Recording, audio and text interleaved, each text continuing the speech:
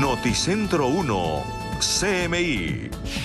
Nuevamente cierres en la vía al llano por derrumbes. Ministro Camargo confirma que el subsidio al servicio de transporte estará listo en tan solo unos meses y será cobrado a todos. Laura Sarabia llega a la Fiscalía General, pero no se atiende la diligencia. Su caso pasará a manos de un fiscal delegado de la Corte Suprema. Falsos policías secuestran a un hombre en Bogotá. Alerta máxima en Antioquia. La gobernación confirmó que miles de migrantes que intentan cruzar la frontera con Panamá se encuentran varados y en condición de calle. Capturado un hombre que fingió su secuestro en Barranquilla para que su hermana pagara el rescate. Preocupación entre las autoridades de salud en Cartagena por la reciente intoxicación de una pareja de turistas con el fruto del árbol de la muerte. Con Luisa Tobo. Buenas tardes, bienvenidos a Noticentro 1 CMI. Nuevos problemas en la vía al llano por desprendimiento de material. Se presentaron nuevos cierres, aunque las autoridades anunciaron que están trabajando contrarreloj para reactivar el paso. Angélica Arango se encuentra en una de las vías alternas. Precisamente, Angélica, ¿cuál es la situación? Buenas tardes. Luisa y televidentes, muy buenas tardes. Pues así es, nosotros nos encontramos en la vía antigua que comunica Bogotá con Villavicencio. Pues esta es una de las vías alternas que tiene la ciudadanía y los conductores para llegar hasta el punto del Ubal en el kilómetro 0. Pues en horas de la mañana, sobre las 8:24 de la mañana, la concesión andina informó que se había presentado un nuevo cierre en la vía que comunica Bogotá con Villavicencio. Pues en el kilómetro 58, en el sector de Guayabetal, se presentaron nuevos deslizamientos de piedra y tierra. Recordemos que este punto ha sido crítico y que incluso la comunidad se ha manifestado en varias oportunidades, pues las autoridades no han hecho caso omiso a estos llamados de la comunidad de que hay un deslizamiento constante pues por la situación climática. Desde el distrito, la alcaldesa Claudia López ha sido enfática en que se cierre la vía al llano, pues no hay garantía para los ciudadanos ni los conductores para la movilización de este importante corredor vial. Nuevo cierre en la vía que comunica Bogotá con Villavicencio. Sobre las 8:24 de la mañana, la concesión andina encargada de este importante corredor vial alertó sobre el cierre preventivo en el kilómetro 54+0, sentido Bogotá-Villavicencio, debido a la caída leve de material en el kilómetro 56+800. A las 8:57 de la mañana se informó que debido a las fuertes lluvias en el sector de Guayabetal, continuaba el cierre y se hace un llamado urgente a la comunidad para no transitar por esta zona. Sobre las 10:30, las autoridades iniciaron la evacuación de vehículos represados en el kilómetro 59. Los cierres a la vía al llano no solo generan el impacto económico de los insumos y productos que se intercambian entre Villavicencio y Bogotá, sino también unos grandes trancones, sobre todo en la avenida Boyacá, en el sector de Yomasa, en el acceso a la zona de Usme, por cuenta de los camiones que quedan represados en la ciudad cuando no se puede transitar. Esto genera graves ineficiencias para el transporte público, para las rutas alimentadoras del transporte masivo, para el SITP zonal, que hacen muy difícil el tránsito en Ciudad Bolívar y Usme durante las épocas de cierre. Este problema climático es en lo que más se ha enfocado el Distrito Capital, pues desde la Alcaldía de Bogotá y la Secretaría de Movilidad de la ciudad se ha reiterado que la vía al llano no se debe abrir hasta que no se garantice la seguridad de los conductores. En medio de un consejo de seguridad, se advirtió sobre el grupo Los Satanás, este grupo criminal que en este momento registra 8 capturas y responden por casi 18 homicidios. Como parte de los resultados de las nuevas estrategias que se han implementado en Bogotá para reducir la inseguridad, las autoridades confirmaron la captura de 8 miembros de la banda delincuencial Los Satanás. Hemos priorizado algunas estructuras en las que hemos podido con nuestro Gaula, con la Fiscalía, dar unos resultados importantes. Entre ellos, la estructura Satanás, responsable en este caso de la comisión de más de 18 homicidios, entre ellos mujeres de nacionalidad extranjera, una del Fruber y la otra de un asadero de pollos. Los delincuentes estaban focalizados en intimidar a los habitantes del barrio El Amparo de la localidad de Kennedy. Logramos capturar 8 de sus integrantes, entre ellos 5 hombres y 3 mujeres. Ellos delinquían especialmente en la localidad de Kennedy, en el barrio El Amparo. Aquí logramos nosotros determinar que ellos hacían un cobro entre 50 y 400 millones de pesos. En este sentido se logró en un tiempo récord de 8 días a través de 2 diligencias de allanamiento, incautar además dinero en efectivo, 7 millones, dosis de estupefacientes, más de 5.400, alguna munición, entre ellas 50 cartuchos, 10 equipos de comunicación. Lo más importante, aquí se encontraron más de 18 panfletos que ellos entregaban a sus víctimas de manera amenazante para hacer el cobro de estas extorsiones. El cabecilla de la organización cuenta con circular azul de la Interpol. Asimismo, se dio captura a 3 sujetos que se hacían pasar por integrantes de la banda delincuencial del Tren de Aragua. Extorsionaban a sus víctimas, entre ellos una víctima que residía en la localidad de Kennedy. Allí ellos entran a su residencia, lo despojan de más de 200 millones de pesos, joyas y algunos otros elementos. Posteriormente, a través de llamadas telefónicas, le hacen un cobro de 70 millones de pesos y es allí donde logramos nosotros realizar la captura con nuestras unidades de Gaula y de Policía Judicial, apoyados con la Fiscalía General de la Nación. Los delincuentes responden por los delitos de extorsión, secuestro y hurto calificado. Asimismo, se dio la captura de 3 sujetos en la localidad de Engativá que minutos antes estarían tratando de robar una maquinaria avaluada en 400 millones de pesos. 3 hombres capturados en la localidad de Engativá, en el sector de Villas de Granada. Los hechos ocurrieron sobre las 5:30 de la mañana en medio de las labores de patrullaje del comando. Dentro de la reacción que tiene la patrulla del cuadrante, observa una camioneta que está de manera sospechosa al lado de una construcción. Al momento de requerir no solamente a los sujetos que estaban allí, sino también a otros que estaban dentro de una construcción, estos emprenden la huida en el vehículo, logrando con esto la desmantelización de una banda comprendida por 3 sujetos, la inmovilización del vehículo, y se logra establecer que estaban dentro de la constructora tratando de hurtar material de la construcción, como un bogie, como un compresor y unos taladros. Al llegar al lugar se evidenció que los delincuentes tenían amarrados a 2 sujetos, el vigilante y el paletero de la obra. La mercancía estaría evaluada en 400 millones de pesos. Aproximadamente a las 5:30 de la mañana, esos sujetos intimidan al guarda de seguridad, logran ingresar y dentro de esta maniobra por la cual estaban tratando de hurtar, logran reducir tanto al vigilante como a un paletero que se encontraban allí.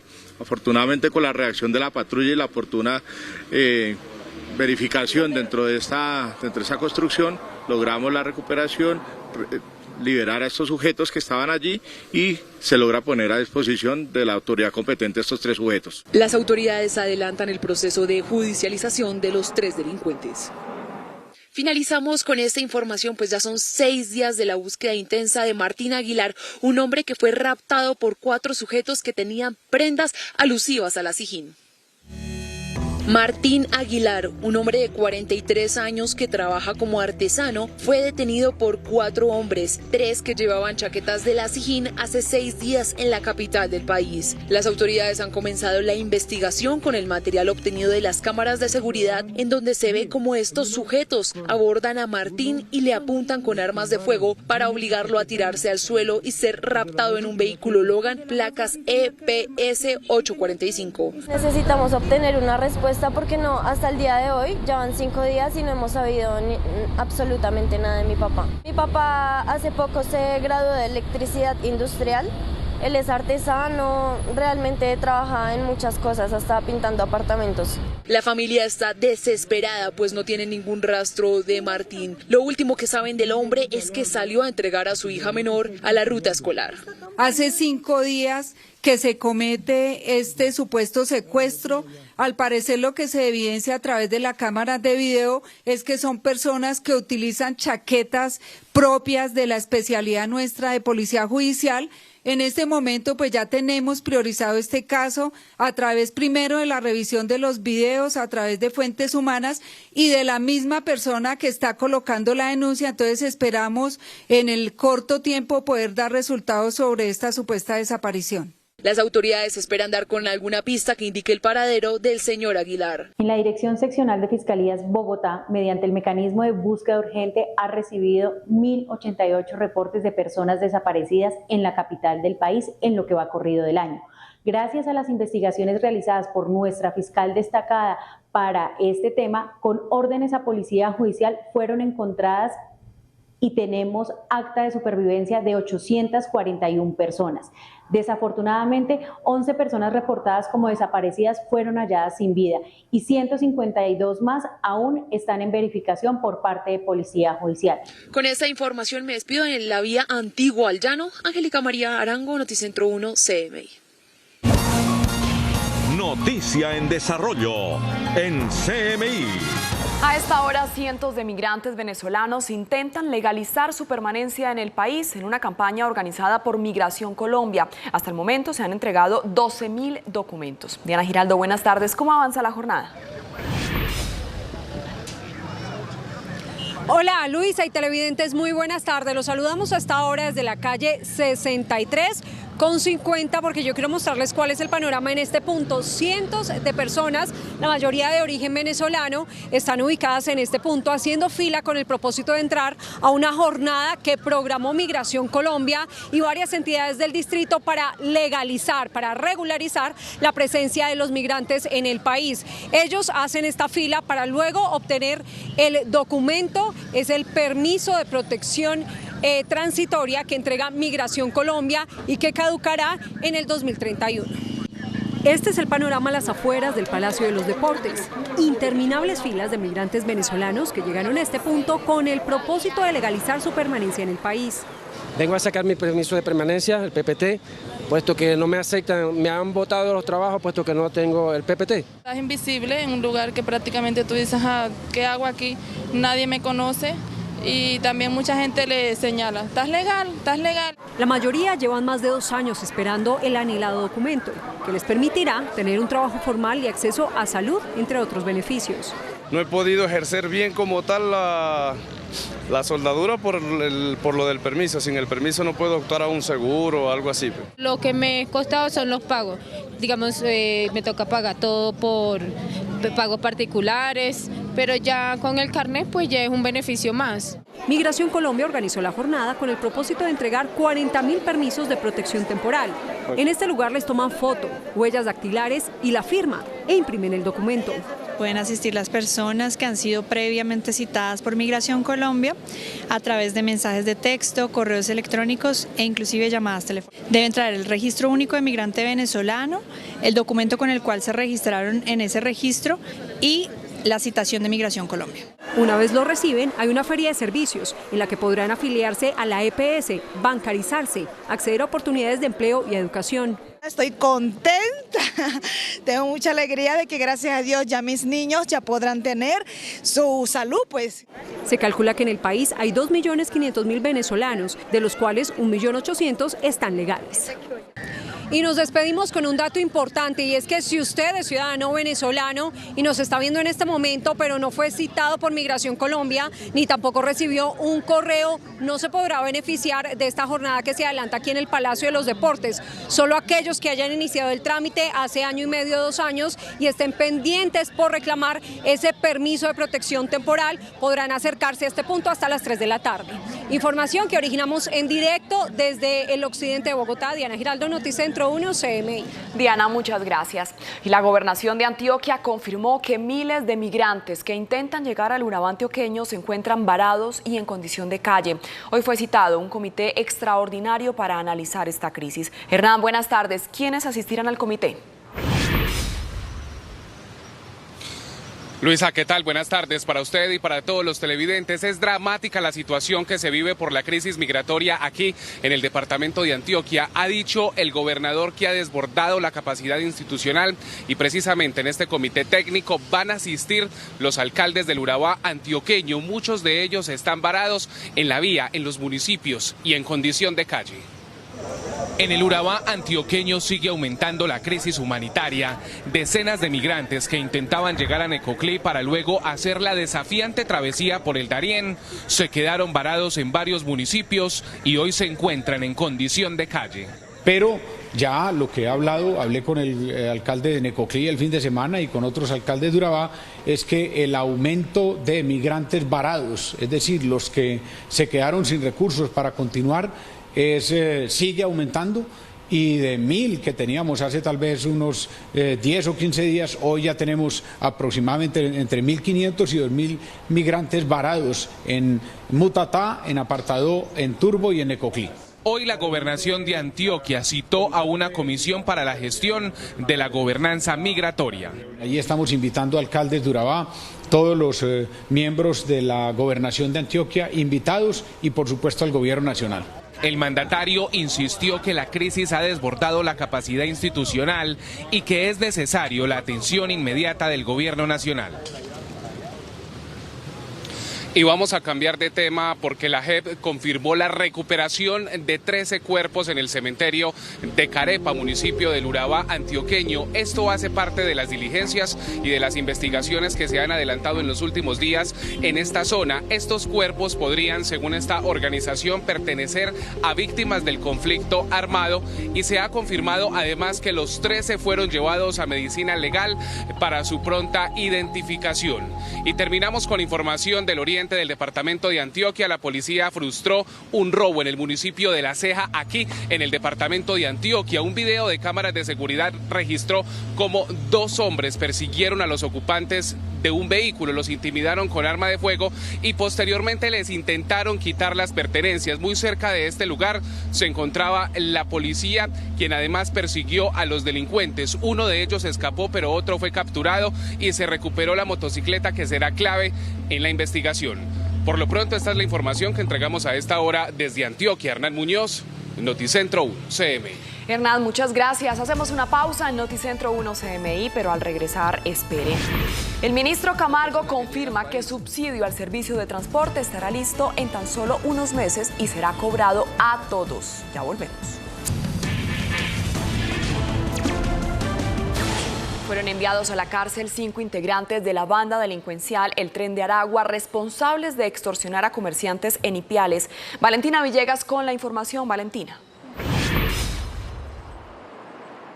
Luisa y televidentes, muy buenas tardes. Pues estos procesados serían los responsables de exigir grandes sumas de dinero a propietarios de establecimientos comerciales y de lugares de diversión en Ipiales, Nariño, a cambio de no atentar contra la vida de sus empleados ni contra las instalaciones de sus establecimientos. Con la judicialización de estas 5 personas, ya son 7 integrantes de este grupo delincuencial que han sido capturados, entre ellos alias J, quien era el jefe de este grupo en Ipiales y quien se encuentra recluido aquí en la cárcel de Jamundí en el Valle del Cauca desde noviembre del 2022. Y en otras noticias, en las últimas horas, los habitantes del corregimiento de Pavas, en el municipio de La Cumbre, aquí en el Valle del Cauca, se encontraron con una lamentable noticia, pues 2 hombres oriundos de la zona fueron hallados muertos en la vía que conduce de este corregimiento al municipio de Restrepo. Las víctimas, identificadas como Álvaro José Tavares y Anderson Satizábal, registraban heridas con armas de fuego y fueron encontrados, uno en la vía boca abajo al lado de un celular y otro a pocos metros en un matorral. Hasta el momento las autoridades no se han pronunciado sobre este doble homicidio que enluta al departamento del Valle del Cauca. Y en otra información, fue desarticulada la banda Los B3, quienes realizaban exigencias económicas para permitir el acceso a servicios públicos en asentamientos informales y también eran responsables de múltiples delitos. ¡Policía Nacional, abre la puerta! En un trabajo articulado y mediante 20 diligencias de allanamiento, se logró la captura de 10 integrantes por orden judicial y 5 imputaciones a integrantes de la organización multicriminal Los B3, dinamizadores de homicidios, microtráfico, desplazamientos forzados y extorsiones con injerencia en las comunas 14 y 15 de Santiago de Cali. Entre los capturados se encuentra uno de los líderes de la estructura criminal. Se logra la captura y ubicación del actor criminal más fuerte de este sector, Madre Diablo, cabecilla de este grupo delincuencial B3, quien pese a su corta edad, 21 años, tiene un prontuario delincuencial grande. Se les indica de homicidios, porte ilegal de armas, tráfico de estupefacientes, desplazamiento forzado. El accionar delictivo de la Madre del Diablo, o Dayerson, como es conocido este delincuente, y de su estructura delincuencial, atemorizaba a los habitantes de la invasión Brisas de Comuneros en el oriente de Cali. ofrecía terrenos entre 5 y 15 millones de pesos. Allí en las construcciones que hacían la gente en Cauta les cobraba entre 150.000 y 300.000 pesos para la instalación de servicios. Y si querían hacer alguna mejora, tenían que pagarle entre 500.000 pesos y 1 millón. Si las personas no pagaban esto, iban allí a su residencia, los sacaban, les derrotaban los elementos, o si oponían resistencia, pues obviamente los ultimaban. A este grupo delincuencial se le atribuye la comisión de al menos 20 homicidios, de los cuales 10 ya fueron esclarecidos, como también 6 casos de desplazamiento forzado.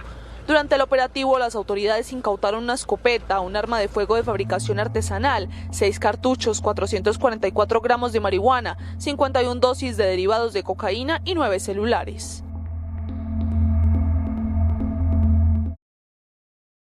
Santiago de Cali, informó Valentina Villegas para Noticias. Los capturados suman más de 50 anotaciones y antecedentes judiciales. Luisa y televidentes, por el momento esta es la información. Desde Santiago de Cali, informó Valentina Villegas para Noticentro 1, CMI. Valentina, muchas gracias. Y se conocieron pruebas de que menores de edad son instrumentalizados por el ELN en Arauca y que estarían en poder de las disidencias de las FARC. Stig Vengas tiene los detalles. Stig, buenas tardes. Así es, Luisa y televidentes, feliz tarde, pues son desgarradoras las imágenes conocidas por Noticentro 1 CMI de al menos 10 menores de edad que estarían en poder de las disidencias de las FARC. Estos 10 niños habrían sido reclutados por el ELN. Este secuestro por parte de las disidencias FARC se habría dado en medio de una guerra que se libra en el departamento de Arauca entre los dos grupos armados. En las imágenes ustedes pueden ver cómo son mostrados ante la cámara todos estos menores de edad quienes se encuentran en este momento retenidos por la guerrilla. Una de las personas líderes de este municipio de Tame, donde se presentan los enfrentamientos entre los dos grupos, que ya dejan como saldo negativo 9 muertos y al menos 5 heridos, relató lo que está sucediendo en esta región del país. Se han traído 5 combatientes que un actor armado entregó, se trajo al hospital, se les brindó atención en salud. Dentro de ellos tenemos una niña de 14 años que había sido vinculada al grupo ELN. Esta situación compromete, por supuesto, a la población civil, se presenta dentro de un caserío de la vereda Siberia 1, prácticamente quedaron su infraestructura destruida, el salón comunal, las viviendas, hay minas y trampas explosivas por todo este sector, lo que muestra una grave violación al derecho internacional humanitario y por supuesto que genera unos desafíos en pro de seguir protegiendo y defendiendo a nuestra población civil. En total son 10 los menores de edad que están en este momento secuestrados por las disidencias de las FARC en el departamento de Arauca. También hay que decir que las fuerzas militares convocaron una reunión de emergencia para replantear la estrategia contra el reclutamiento forzado de menores de edad. Según cifras de la ONU, en este año 2023 han sido reclutados por grupos armados un total de 160 menores de edad. Esto representa ya un aumento respecto al año 2022, porque en todo el año 2022 fueron 140 los menores reclutados. A esta hora de la tarde hablamos de otro importante tema y tiene que ver con el esclarecimiento de una masacre que se perpetró este año en Riohacha, La Guajira. Nos acompaña a esta hora uno de los investigadores de la DIJÍN, quien hizo parte de esta investigación donde fueron capturadas 3 personas. Por seguridad y su seguridad del oficial no se revela su identidad. Bienvenido a Noticentro 1 CMI. Cuéntenos detalles de qué fue lo que sucedió sobre esta masacre. Buenos días, Dios y Patria. En coordinación con la Fiscalía General de la Nación se logra este importante esclarecimiento de esta masacre que tuvo origen en el municipio de Riohacha, Guajira, para el día 13 de enero, a través de actividades técnicas de investigación. La Dirección de Investigación Criminal Interpol, a través de la unidad delegada para la seguridad territorial de la Fiscalía General de la Nación, logra elementos materiales probatorios que probarían la suficiencia en participación de 3 personas, las cuales se relacionan con este macabro hecho. Se habla de que las 3 personas fueron asesinadas. ¿Cómo las encuentran las autoridades y qué se sabe sobre estos capturados? ¿Han cometido más masacres? Se hallan 3 cuerpos sin vida, los restos óseos de 3 personas, las cuales habrían sido ultimadas y posteriormente habrían sido calcinadas. Se tratan de 3 personas, un hombre de aproximadamente 36 años, una mujer que estaba en ese momento en estado de gestación, se halla también de igual manera un neonato, el feto, y de igual manera un menor de edad de 14 años. Estas personas están siendo presentadas en las diferentes audiencias concentradas y estamos a esperas de la medida de aseguramiento. Muchas gracias. Una operación coordinada entre la DIJÍN y la Fiscalía General de la Nación que deja entonces 3 personas capturadas. Lograron en menos de 6 meses identificar varias líneas telefónicas que comprometían a sus propietarios. Esta masacre que ha esclarecido la policía hace parte de las 63 que se han cometido por parte de grupos armados y bandas delincuenciales en Colombia en 2023. Es toda la información desde el occidente de Bogotá. Stig Luengas en Noticentro 1 CMI. Stig, muchas gracias. Desde Barranquilla, la procuradora Margarita Cabello hizo un llamado al gobierno nacional para que se garantice el proceso electoral en todo el país. Jorge Castro con la información. Jorge, buenas tardes.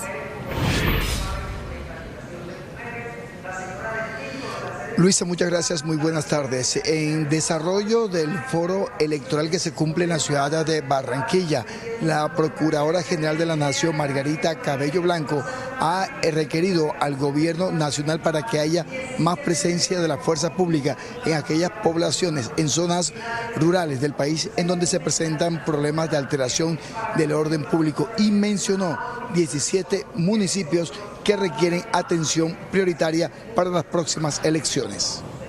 Le hemos hecho llamados al gobierno y aprovecho este momento para volver a hacerle un llamado al presidente de la República, a nuestro ministro del Interior, a nuestros gobernadores y alcaldes y esa fuerza pública para que adopten muchísimas más medidas, todas las que sean necesarias, para así permitir que la realización del proceso electoral se haga en condiciones de plenas garantías para todos nosotros. Es fundamental hacer ese llamado hoy, ya 5 de septiembre, a puertas del proceso electoral, en donde hay muchísimos alcaldes que no pueden gobernar desde sus lugares, personeros amenazados, candidatos amenazados que han renunciado, y situación que si no nos ponemos al día, todas las autoridades, porque todos tenemos parte en ello, no quiero ni pensar que tengamos que volver a las oscuras noches de la época de los 80 y de los 90. En otras noticias, la Policía Metropolitana de Barranquilla capturó a un hombre que fingió un secuestro express para conseguir 5 millones de pesos a su hermana. ¿Quién sería? ¿Quién estaría respondiendo la llamada de los supuestos captores? Le enviaba fotografía, supuestamente agredido por sus secuestradores. Cristian José González fue capturado por la Policía Metropolitana de Barranquilla tras fingir, según las autoridades, un secuestro para que su hermana pagara el rescate y él, con un cómplice, apoderarse del dinero. Exigían 5 millones de pesos y fueron capturados cuando recibían los 2 primeros millones. El hecho ocurrió en el barrio Conidec, en el suroccidente de Barranquilla. Luego de labores de investigación judicial, se realiza la captura de 2 personas por el presunto delito de extorsión en momentos en que recibían la suma de 2 millones de pesos. La hermana del hombre, supuestamente secuestrado, recibía fotografías en las que se veía a su hermano aparentemente sangrando por los golpes que había recibido. Uno de los capturados presuntamente fingió estar secuestrado para hacerle exigencias económicas a sus familiares a cambio de su libertad. Esto quedó evidenciado en varias fotografías que le enviaron vía WhatsApp a su familiar. Fue impresionante la reacción de la mujer al conocer que su hermano había fingido el secuestro. Y finalmente un juez de control de garantías decidirá en las próximas horas la suerte de 18 personas capturadas, presuntos rastrojos costeños por los delitos de concierto para delinquir y extorsión. Entre ellos está el negro Over, preso en la cárcel de Popayán, y Mayer Borré, hijo de uno de los jefes paramilitares, Manuel José Borré Barreto, que fue expulsado de Justicia y Paz precisamente por incumplir los acuerdos con el gobierno nacional en los procesos de paz con grupos paramilitares. Noticias desde Barranquilla con Jorge Castro, Noticentro 1, CMI. Noticia en desarrollo en CMI. En conversación con Noticentro 1 CMI, el ministro William Camargo confirmó que el subsidio de transporte público está listo para comenzar a ser cobrado en tan solo unos meses. Luisa Fernández, ¿qué dijo el ministro? Buenas tardes. Hola Luisa, buenas tardes. Lo primero que dijo el ministro de Transporte, William Camargo, es que esto no se va a cobrar a través de una sobretasa a los servicios de la luz, del gas o del alcantarillado. En lo que ha sido claro el ministro de Transporte es que esto será un servicio adicional, un servicio por transporte público que se empezará a cobrar a todos los hogares y a los predios de las ciudades en donde se va a ejecutar esta iniciativa. Y este cobro se realizará de manera mensual, eso sí, tal cual como se realiza el de la luz, el gas y el alcantarillado, pero no dentro de esto. Es decir, será un servicio que se cobrará de manera adicional a todos los hogares y predios de las ciudades donde se va a ejecutar sin ninguna excepción. Lo que ha dicho también el ministro de Transporte es que no hay necesidad de llevar esta iniciativa al Congreso de la República para su aprobación, porque desde el mismo ministerio y desde el mismo gobierno se pueden realizar unos ajustes a la manera en la que se cobra el servicio público en estas ciudades y por supuesto empezar a ejecutarlo de manera articulada con las alcaldías locales para que este cobro se realice de manera mensual y no diaria. Como es un mecanismo de pago que está asociado a la estructura tarifaria, es básicamente cambiar la forma como ese pago se hace de manera cotidiana. El mecanismo de recaudo es por vivienda, por oficina o por predio, industria o dotacional. Y eso en la práctica lo que implica es un ejercicio riguroso de cómo asigna el Estado, en este caso desde el Ministerio, con apoyo de las entidades territoriales, el costo a cada predio para que sea eficiente y equitativo en términos de la necesidad de transporte que ese predio tenga. Luisa, también hay que tener en cuenta que esta no es una propuesta que salió de la nada, que incluso el ministro de Transporte le confirmó a este noticiero que ya se venía trabajando y que esa iniciativa se va a materializar en menos de un año, es decir, en los próximos meses ya iniciará el piloto en ciudades como Bogotá, Medellín y Cali. Bogotá, sí, Medellín también tiene un piloto interesante, podríamos tener por ejemplo Bucaramanga a pesar de su reto con el sistema integrado de transporte masivo, Cali también puede ser un piloto muy bueno, ciudades pequeñas, por ejemplo Tuna, ¿sí? Envigado, aunque Envigado hace parte del área metropolitana del Valle de Aburrá, pero hay ciudades pequeñas que tienen transporte público y que perfectamente pueden entrar en un esquema de estos. Importante decir, por supuesto, una pregunta que tienen todos los usuarios y es ¿cómo se va a fortalecer el sistema? Pues esa es la tarea del Ministerio y de algunas autoridades para que en estos meses, mientras se implementa la iniciativa, pues se mejore, se fortalezca y por supuesto se adecúen todos los sistemas integrados de transporte público del país. Luisa Fernández, Noticentro 1, CMI. Luisa, muchas gracias. Laura Sarabia, recientemente nombrada como directora del Departamento de Prosperidad Social, asistió a la Fiscalía para negar los señalamientos de abuso de autoridad y el uso del polígrafo en la Casa de Nariño. César Melo con los detalles de esta diligencia. César, buenas tardes. Hola, muy buenas tardes. Pues este martes estaba citada en diligencia de interrogatorio la ex jefe de gabinete y actual directora del Departamento de Prosperidad Social, Laura Sarabia, para rendir una diligencia de interrogatorio ante los fiscales del ente acusador. Pues bien, esa diligencia no se pudo realizar luego del nombramiento de Laura Sarabia como directora del Departamento de Prosperidad Social. Esto quiere decir que su caso ahora lo asumirá un fiscal delegado ante la Corte Suprema de Justicia, dado que con su nombramiento ella tiene ahora un fuero constitucional. Así las cosas, sin embargo, ella sí llegó a las instalaciones de la Fiscalía acompañada de su abogado para negar los señalamientos que la vinculan con presuntas irregularidades en el uso del polígrafo en la Casa de Nariño. Hemos acudido a la Fiscalía para reafirmar con pruebas y documentos que Laura Sarabia es víctima de un hurto denunciado ante la Fiscalía desde el mismo 29 de enero, que no ordenó, no podría hacerlo, ninguna práctica de polígrafo, por ser funciones ajenas al cargo que ocupaba. Sarabia negó cualquier participación en actos de corrupción e irregularidades relacionadas luego de que se presentara un hurto en su vivienda. Recordemos que la Fiscalía General de la Nación investiga el uso del polígrafo por parte de funcionarios de la Casa de Nariño y chuzadas por parte de la policía para dar con el paradero de ese dinero. Sin embargo, Laura Sarabia dice tener las pruebas que comprueban su inocencia. Incluso dicen que van a citar al fiscal general Francisco Barbosa para que demuestre que no hubo ninguna presión en este proceso. Que el propio fiscal general de la Nación, doctor Francisco Barbosa, es testigo de excepción de que Laura Sarabia nunca ha querido ni ha aceptado privilegios en razón del cargo que ocupa.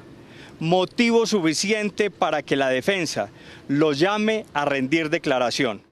Así las cosas, será un fiscal delegado ante la Corte el que tendrá que definir cuál será esa nueva fecha para que Laura Sarabia entregue su versión ante la Fiscalía General de la Nación y determine si la cita nuevamente a interrogatorio. Esta es toda la información desde el búnker de la Fiscalía. César Melo, Noticentro 1, CMI. César, muchas gracias. Las autoridades de salud en Cartagena se encuentran en alerta máxima ante la recién intoxicación de una pareja de turistas con el fruto del peligroso árbol de la muerte.